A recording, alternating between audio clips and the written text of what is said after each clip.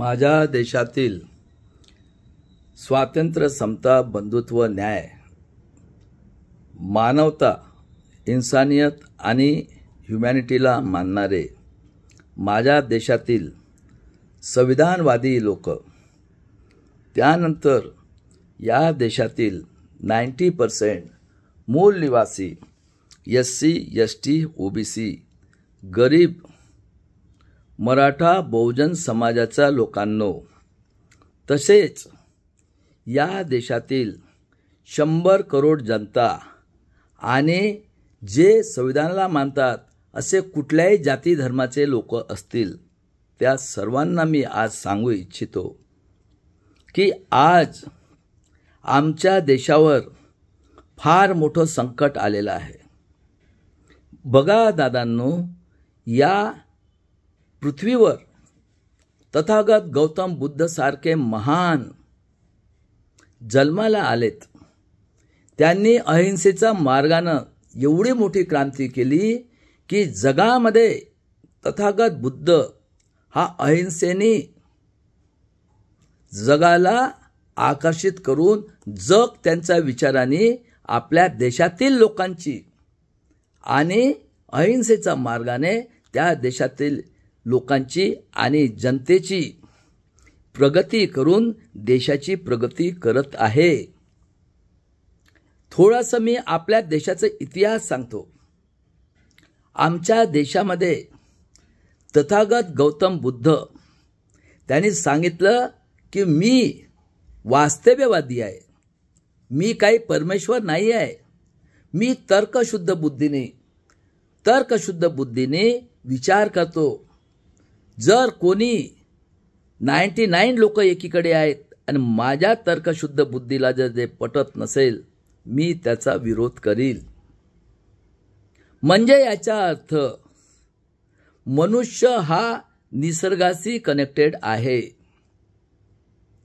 मनुष्य हा विचार करतो, म्हणजे सायंटिफिक थिंकिंग आणि टाइम म्हणजे मॅथमॅटिक्स. या विचाराने बुद्धांनी एवढी मोठी क्रांती केली आणि जग त्यांच्या विचाराने हे आपल्या देशातील लोकांचं आणि देशाची उन्नती, जेवढे काही या पृथ्वीवर डेव्हलप झालेले कंट्री आहेत, अनडेव्हलप कंट्रीसुद्धा आपलं डेव्हलप करत आहेत. पण मी आज दुःखाने सांगू इच्छितो, हा देश मौर्यवंशी, नागवंशी, बुद्धाचा विचाराला मानणारे लोक या देशात होते आणि 10व्या मौर्य राजा हा मौर्यवंशी, नागवंशी, बुद्धाच्या विचारांनी आपल्या देशातील लोकांची प्रगती करत होता.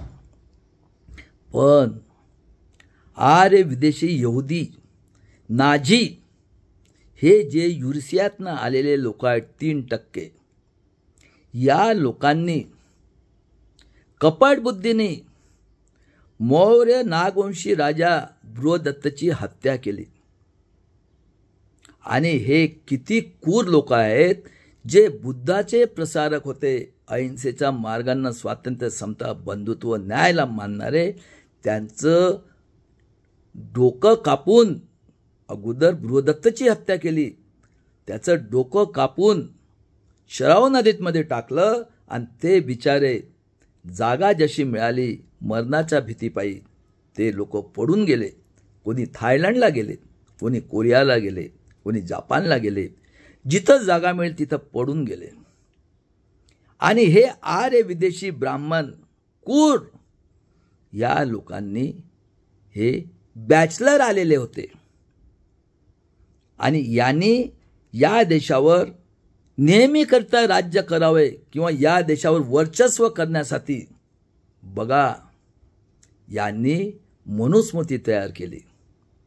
काय सांगितलं? ब्रह्माच्या तोंडातनं आर्य विदेशी यहुदी ब्राह्मण हा पैदा झालेला आहे, त्याचा जन्म तोंडातून झालेला आहे. त्यानंतर क्षत्रिय हा बाहोतनं जन्म झालेला आहे, यांनी शेती करायची आता शेतीमध्ये करणाऱ्या माणसाची बॉडी हेल्थ होणार आहे, पण याने शिक्षण नाही शिकायचं.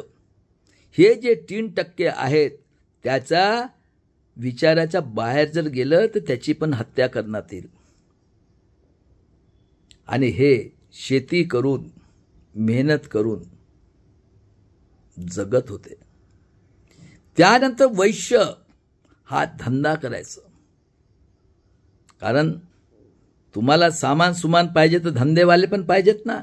याचं जन्म बेंबीतनं, आणि याने हे जे आहेत वर्ण व्यवस्थेतील आर्य विदेशी यहुदी यांचं म्हणण्याचं पालन करायचं आणि क्षत्रियचं सुद्धा ऐकायचं. कारण क्षत्रियची बॉडी आहे.